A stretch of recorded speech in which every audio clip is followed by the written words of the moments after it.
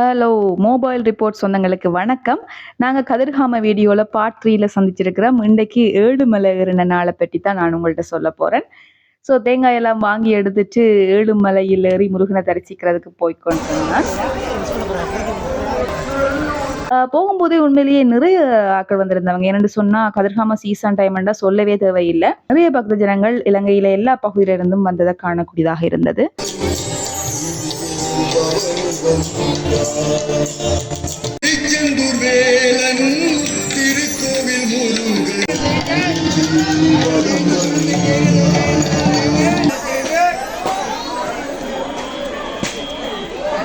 தேங்காயெல்லாம் முடைச்சிட்டு பக்தி பரவசத்தோட மலையேற ஆரம்பிச்சாச்சு.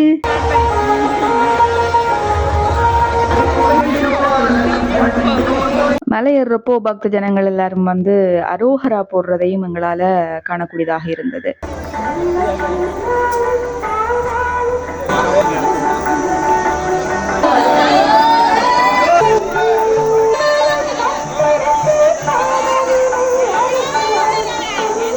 ஒவ்வொரு படிக்கட்டுலையும் கால் வைத்து ஏறும்போது கொஞ்சம் கடினமாகத்தான் இருக்கும்.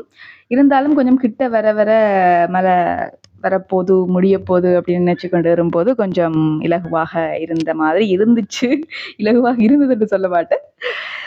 ஓகே, மலையேறும் போது எங்களுடைய குரங்குகளை எல்லாம் பார்க்கக்கூடிய மாதிரி இருந்தது. My favourite. ஓகே, குரங்குகளுக்கு உணவளிக்க கூடாதுன்னு சொல்லி போட் எல்லாம் இருந்தது. அதில் வந்து நான் குரங்குகளுக்கு உணவளிக்கவில்லை. இருந்தாலும் குரங்குகள் சாப்பிட்ற அழகை பார்த்து ரசிச்சு கொண்டிருந்தேன் நான்.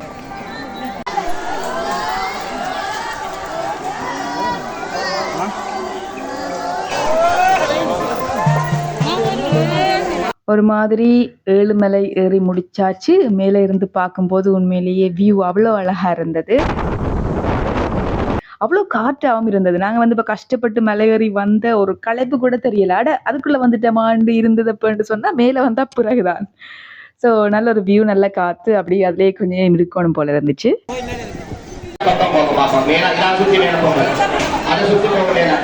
கதிர்காம கந்தனை தரிசிச்சுட்டு அப்படியே வேலுக்கு அவல் பூசுற விடயம் வந்து இடம்பெற்றது. அதாவது அநேகமாக இந்துக்களோட நம்பிக்கை, அவர்கள் வந்து இந்த வேலில் அவலை பூசி அவங்களோட விருப்பங்களை வந்து கேட்டு பெற்றுக்கொள்ளுவாங்க, விருப்பங்கள் நிறைவேறும் என்ற ஒரு நம்பிக்கையும் இருக்குது.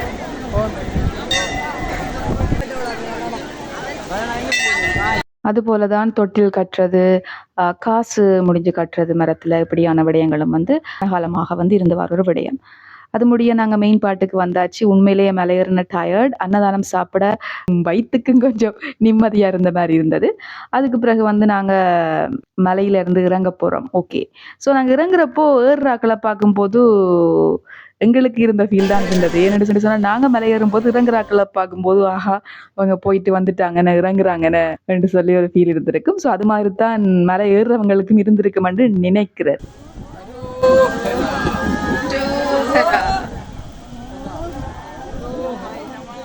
உண்மையில மலை ஏறினது ஒரு நல்ல அனுபவமாக இருந்தது. நீங்களும் இந்த அனுபவத்தை பெறணும்னு சொன்னா கதிர்காமத்துக்கு போகலாம். நீங்க அந்த சீசன் டைம்ல மலை ஏறலாம், கதிர்காம கந்தனை தரிசிக்கலாம். அடுத்த வீடியோல சந்திப்போம். பாய் பாய்.